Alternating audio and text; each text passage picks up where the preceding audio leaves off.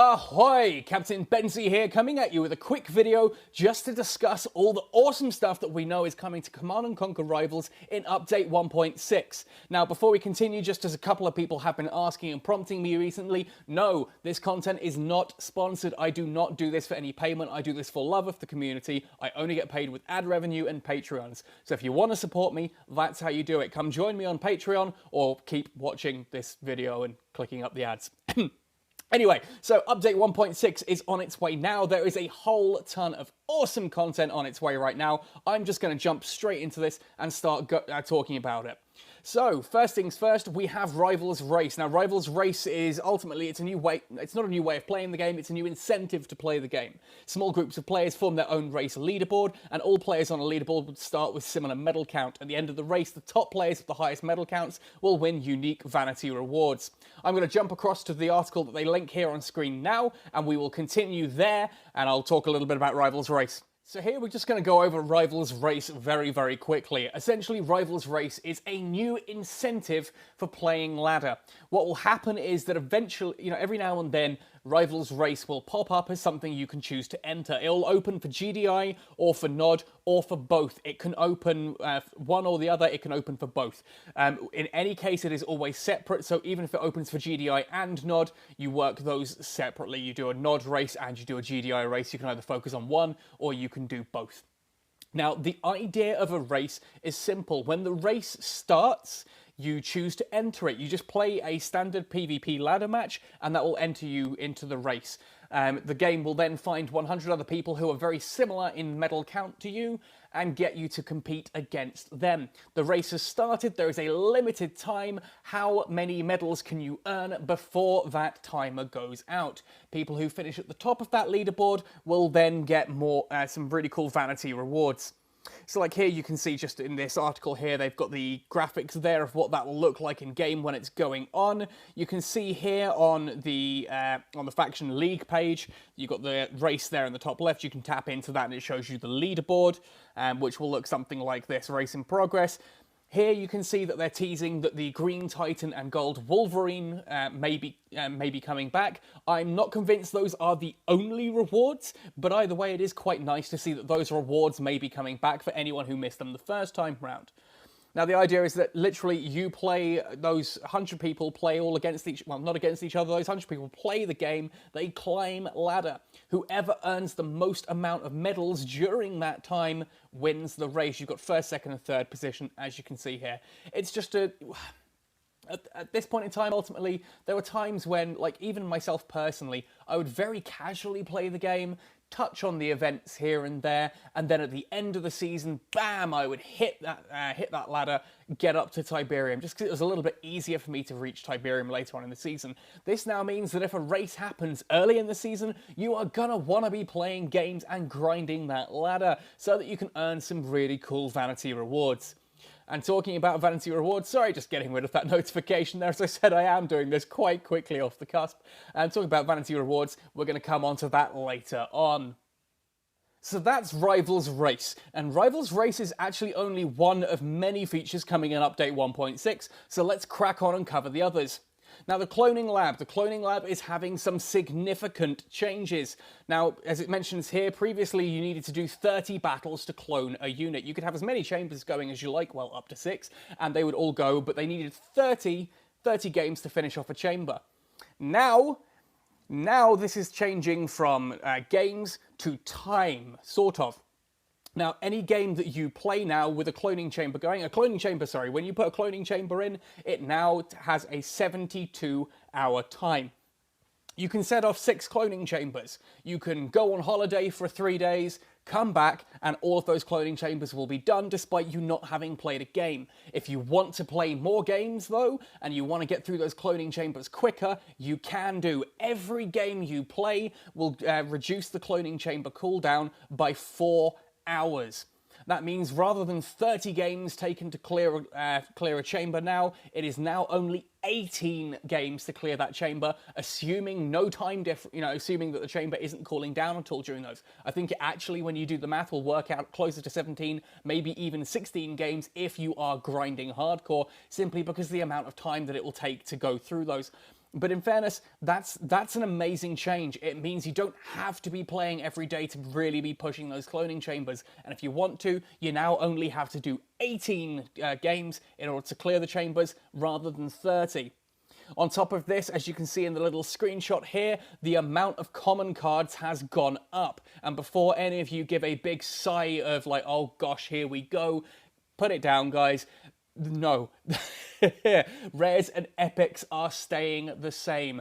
Cloning is just flat out getting better. The amount of rares you clone, the amount of epics you clone has stayed the same, but the amount of commons you now clone has changed, and it's changed in a very big way. Now, previously, the free chamber only gave you 60 common cards. It now gives you 90. The standard chamber used to give you 120 common cards, now gives you 200.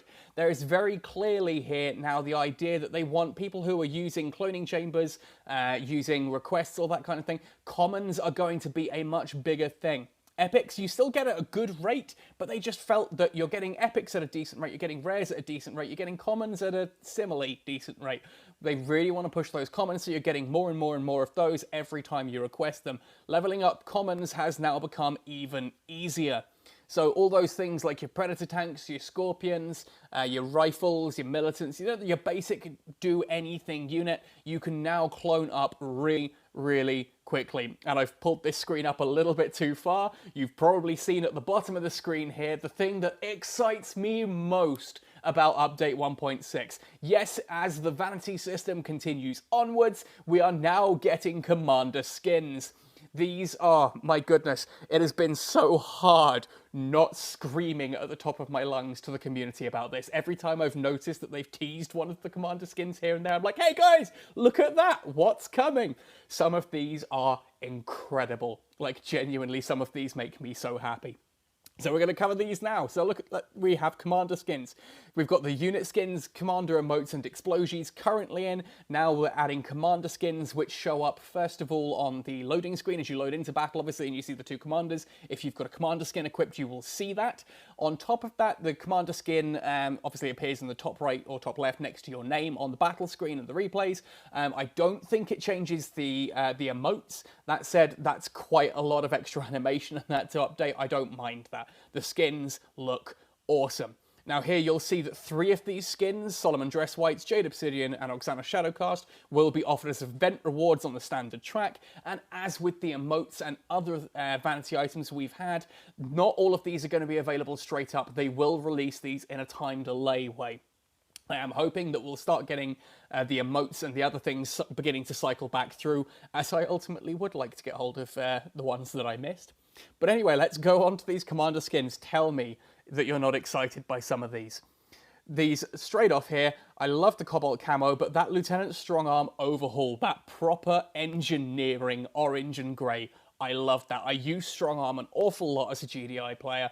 That is one skin I am going to be looking for. I want to overhaul my GDI army with that skin.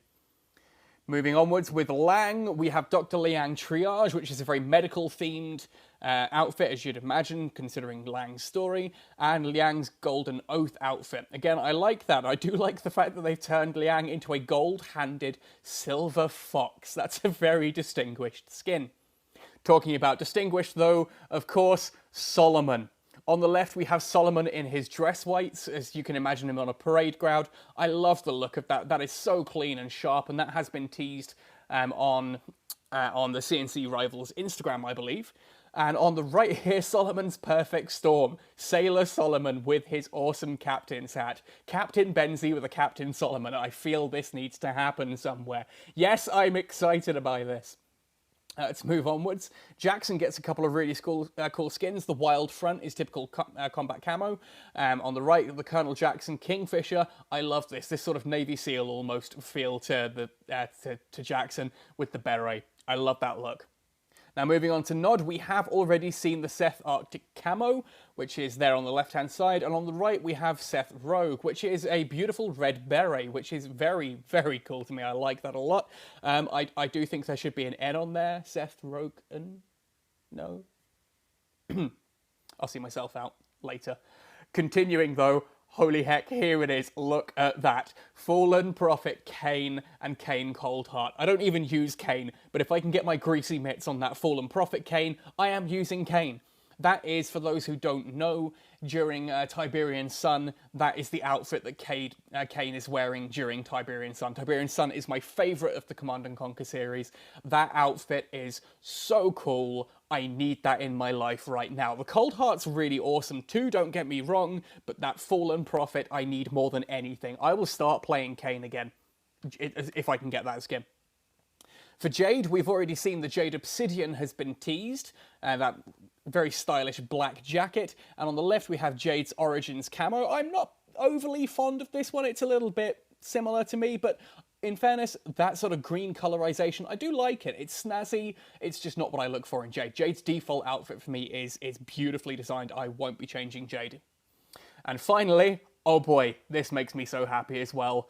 Oksana, the last word, and the Oksana Shadowcast. That Oksana Shadowcast, again, is a reference to Tiberian Sun, where she was in a full black Nod outfit with the beret on. I'll see if I can also just edit in before I upload this a couple of quick shots so you can see the Oksana Shadowcast here compared to, I'm going to put an image on the left-hand side, a screenshot from Tiberian Sun, and I'm going to scroll back up to Kane Fallen Prophet, where I will now be showing a screenshot on the right-hand side of how Kane looked in Tiberian Sun, and you'll see why those two excite me.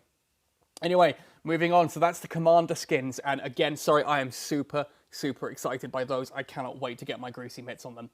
Beyond the Commanders, the unit unlock order has now changed as well. This actually I really like, as ultimately, from what I see here, I've only given this a very quick glance over, everything has moved significantly lower. You get a lot more units early on now, which for someone coming to the game for the first time is just flat out exciting. You're getting those toys sooner. And some of these make a lot of sense. So I'm not going to cover all of these. You can have a look at the list as I'm going down it. I will pick out the ones that to me are important.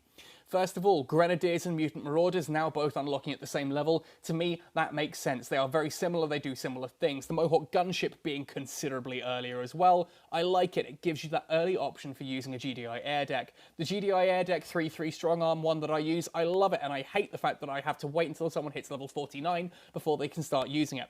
Some of them, as you can see, are very, very minor level adjustments. The fact that, like, Cyber Dogs have gone a level down and War Dogs, are a level down, and Cyber Wheels come out that level after. I like it. Makes sense to have the two very close together.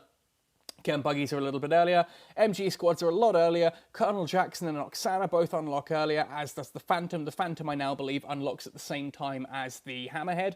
I could be wrong on that, but I'm pretty sure they are now both level 39, which is really useful, because they actually counter each other nicely. The Slingshot, Sniper teams are down quite considerably. Flame Tanks early unlock, although you still won't be using it.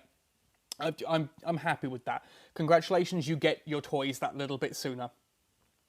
There are economy changes to the bounty rewards. Ultimately, this is just because there's no good way of getting credits in the game, just as explicitly getting credits outside of the boosts.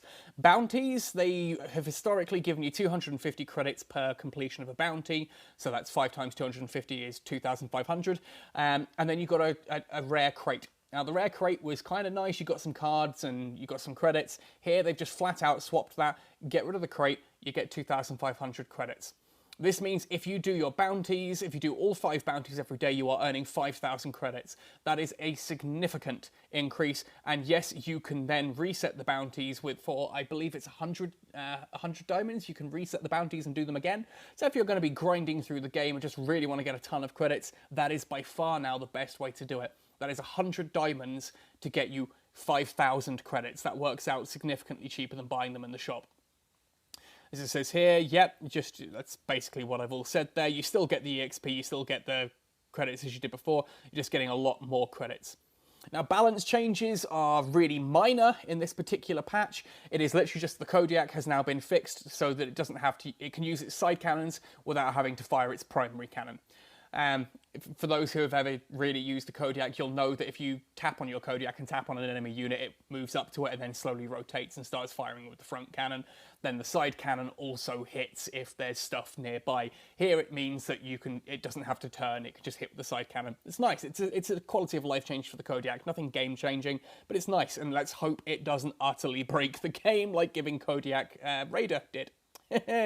Oops. Now, this final bit I'm actually going to talk about because bug fixes is something I've tended to ignore in these videos. And I feel kind of bad about that, simply because half of these bugs I didn't even know existed. So I find out about these bugs by reading that they have been fixed, and some of them apparently are quite hilarious. But let's just cover those in case any of these are something that you yourself have experienced and you'd like to know that it is now gone. So ultimately, fixed an issue where players were unable to access other parts of the app until opening all season reset crates. Fantastic. This is brilliant. This means that when the season reset comes, you can now actually still do your donations. You can still do all of that kind of stuff. You can buy the vault.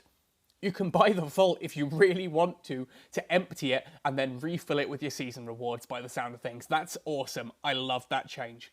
Fixed various crash issues, fixed an issue where players were unable to build buildings or units. That one's been cropping up recently on the Discord, so I'm glad to see they've acknowledged it and fixed it. Fixed the notification spam issue. Oh dear lord, please. Please say that is now gone. I love opening up the game to collect a crate, only to then be told that my crate is ready to collect, and that Rivals Champions has started, or that the Credit Blitz has started, that was like last week. So yes, please say that is now fixed. And MG squads didn't turn to attack enemy units, has now been fixed. They should auto-target. Same with the Juggernaut, should auto-target that a little bit better. Fixed an issue where the number of expected cards didn't match the number of cards received when opening the vault. This was just ultimately a rounding error. I think you got like 17 and 17 epics, which came to 34 when you should get 35. I mean, don't get me wrong. I'm not saying that's a minor thing. A loss of an epic can really hurt, but it's now fixed. Fixed a visual from receiving rare cards from crates. I'm not sure what's going on there. Please let me know in the comments if you know what happened there. Fixed an issue where the Orca Bomber stats are in different order. Fixed an issue where the Sandstorm crashes when it targets 4 units. I love that. There were people who were getting Sandstorms to target 4 units and then the game was crashing. Brilliant. Fix the missile tooltip to correctly state missiles will fire after 40 seconds of charging. Yes, there is a tooltip that says the third missile charge is faster. That's not true. They are all 40-second charge time now. Fix an issue where Tiberium immunity description did not match the in-game experience. This is where Zone Troopers, Chemical Warriors, and Mutant Marauders are immune to Tiberium damage, and it says they're also immune to Chemical Clouds. They're not immune to Chemical Clouds. Chemical Gas Clouds still do damage to those units. That has now been updated in the writing. Thank you for updating it in the writing and not making Zone Troopers and Chemical Warriors and Mutant Marauders immune to clouds. It makes sense that the clouds, which are various chemicals, still kill them. Fixed an issue where the missile squad that spawns from the APC triggers the unit countdown. Good. That's annoying as all hell. The cooldown's about to come off, population cap, you're about to build another unit, then your APC dies. Yay, thank you. Fix an issue where the War Dogs played the Rhino sound effect when targeting air units. Wow, so War Dogs were targeting air units. Fix the Vault overview to search 350 cards, and fix the typo on the Korean event description. By the way, yes, I know the War Dogs weren't actually targeting air units. It's just if you tapped War Dogs and tapped air units, they would start playing the Rhino sound. They wouldn't do damage, but they would start playing the sound. But there we go. That is update 1.6. I don't know about you guys. I am super excited by this. I love the cloning VAT changes. I cannot wait to get my greasy mitts on half of those commander skins. And Rivals Race is an exciting new way for me to actually push me back into getting the ladder done. On top of that, the bounty changes are awesome. And Kodiak, I suppose, gets a slight change too. But what about you? What about you? You've gone through these notes with me now. What are you excited for? Which one of those new systems or changes excites you? What are you looking forward to? Which of those commander skins is your absolute favorite? I want to know which one of those commander skins. If you have to get one of them, which one are you going to get? If you're going to get all of them, which one do you want to get most?